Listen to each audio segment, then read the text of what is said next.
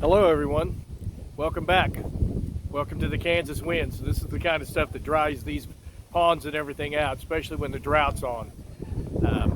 We've had over 21 days without any rain at all, and the rain we did get wasn't even 1/10 enough to call a good sprinkler for your yard. What I've been working on is we've been scraping the top stuff and the surface of the pond to get the growth out of it, because we're going to harvest some of this dirt and use it as some topsoil and fill, underlayerment for sod. We're using some of the stuff in the refuge out of it as bank reinforcement to put some bank line back in, because it'll still absorb and become a solid on it. So as you can see behind me, I have this pile of dirt. It's what we were classifying as a refuge pile. Essentially, we're using this dirt to fill in around the banks that has decayed and eroded underneath some of the tree lines and things like that.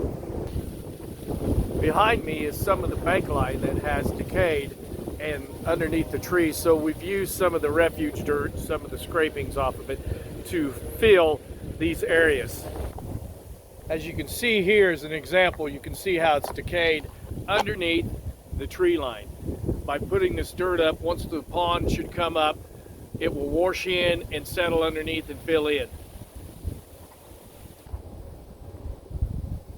So along here, we've actually put some dirt back up against the bank to reinforce the bank and give some bank line back. It has really decayed and lowered the bank line. So once we settle in, it will take care of a lot of things just by natural flow of the water and as it fills up. This area over here was very, very low. So I've used a lot of the refuge dirt and stuff to bring that bank line back.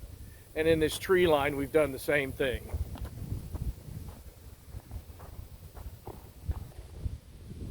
There's multiple piles of refuge dirt that we'll be using as bank line along the dam. This hole here is an example of the depth we'll be digging.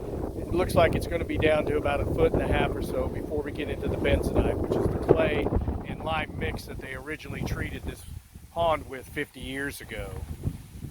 So we've got some dirt to haul out of here, and to get back to the regular depth, which originally was about 10.5 to 12 feet in different spots. Here's an example of some cut grooves we're going to be making along each side so that we create a channel for each side. Originally this was a V-shaped. We're still going to have a V shape in it, but we're going to create some channels that we'll be able to have for the water flow on the inlet when it does run in. Both sides will have this. They're going to be about 15 to 20 feet away from the bank. This will also make some nice fishing areas once we get this done and can get to a point that we'll restock this for some of the fishing. We've already started on this. This is the way this channel is going to come in. Of course, it'll be cut out and go towards this way into this one. It'll groove over here and cut into this side and start in over here and go the same way all the way down the side to where the water is sitting now. The evaporation, since I started this project, we've already lost another 20 feet in evaporation. Have some poles out here in the water that were set as precedents years ago for depth.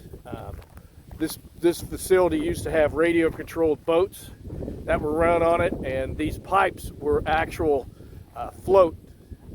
So when they originally were put in 1977, we put them down 12 feet down in some areas and 10 to 8 feet in other areas. You can see them across the pond over there.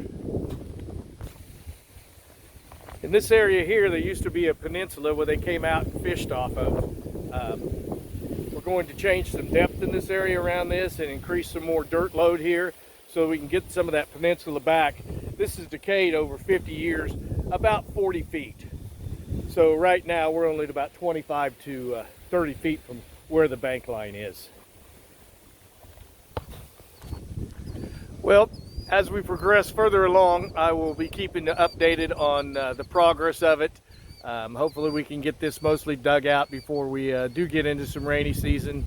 Right now we're not even talking about any rain in October, which is a sad deal. Usually it's been a really good rain month in late September and October for us. So I will see you all soon. James signing out.